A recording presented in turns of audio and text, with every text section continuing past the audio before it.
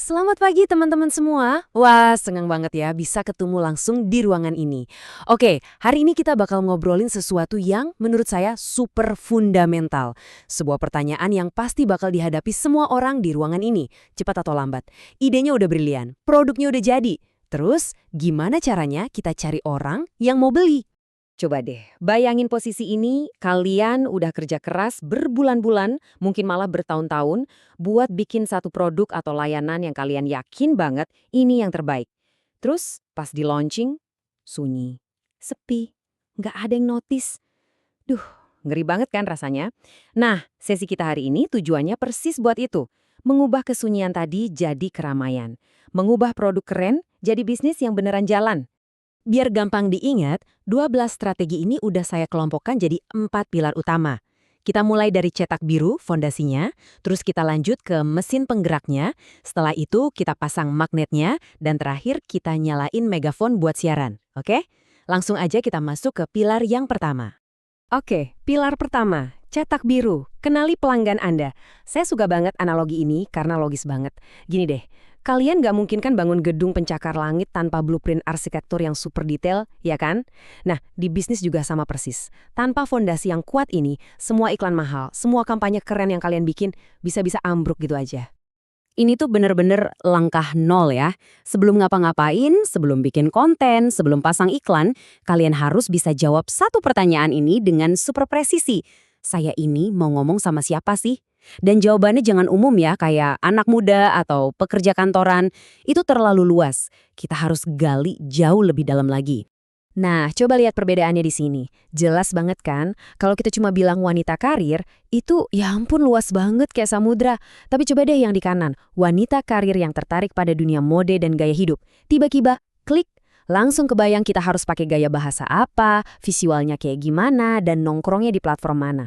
Nah, inilah kekuatan dari spesifik.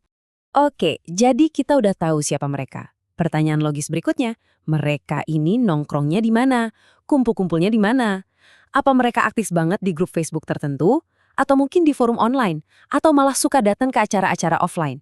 Intinya, kita yang harus proaktif, samperin mereka di habitatnya. Jangan cuma diam nunggu mereka nemuin kita. Lanjut ke pilar kedua, mesin penggerak. Ini, teman-teman, adalah jantung dari bisnis kalian.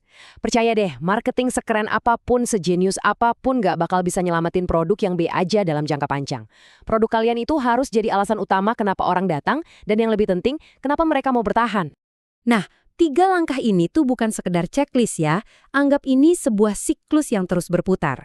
Kalian harus paham banget sama industri kalian, luar dalam, supaya bisa berinovasi dengan cara yang relevan.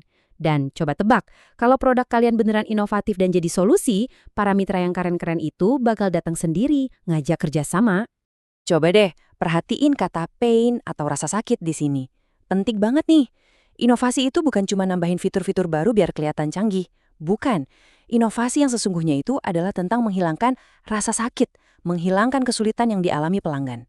Kalau kalian berhasil melakukan itu, mereka bukan cuma jadi pelanggan setia, mereka bakal jadi tim marketing gratisan kalian yang paling efektif malah. Oke, fondasi udah kuat, mesinnya udah kencang. Sekarang pilar ketiga, magnet. Pertanyaannya, gimana caranya kita kasih sengatan pertama supaya orang yang tadinya nggak kenal jadi mau coba?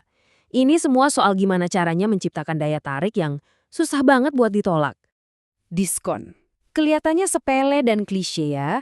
Tapi jangan salah, ini tuh senjata psikologis yang efektif banget. Buat pelanggan baru yang masih ragu-ragu, diskon itu bisa meruntuhkan tembok keraguan mereka. Yang tadinya mikir, nanti aja deh. Jadi, kenapa nggak coba sekarang aja ya? Ini pemicu yang ampuh banget.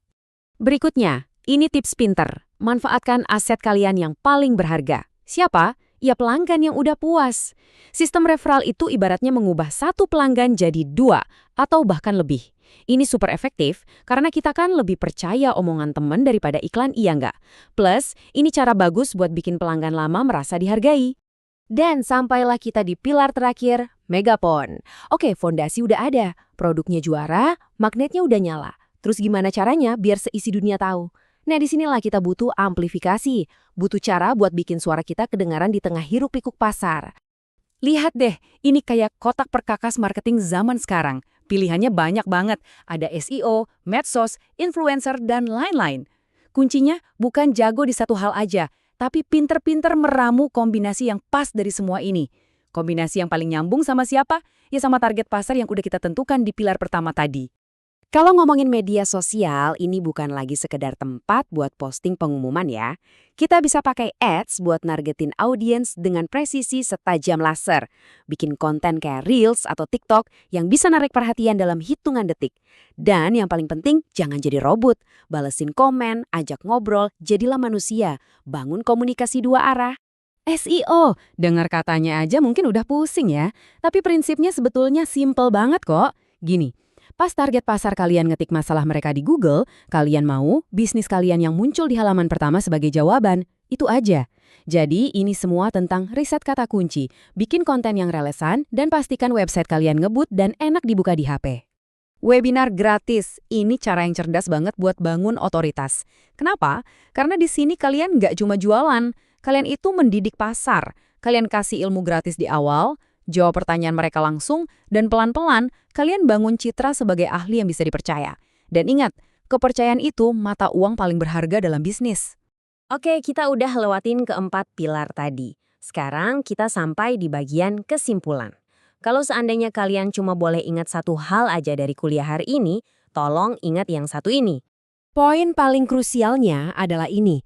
Semua pilar ini nggak bisa jalan sendiri-sendiri. Mereka harus bekerja bareng sebagai satu sistem yang utuh.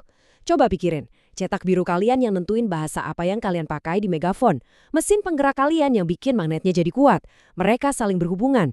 Jangan dipisah-pisah. Kesuksesan itu datang dari sinergi keempat pilar ini. Nah, sebagai penutup, saya mau kasih kalian tantangan berpikir. Kalian kan calon-calon pemimpin bisnis masa depan nih. Coba lihat lagi semua strategi ini. Menurut kalian, mana yang kira-kira bakal basi dalam 5 tahun ke depan?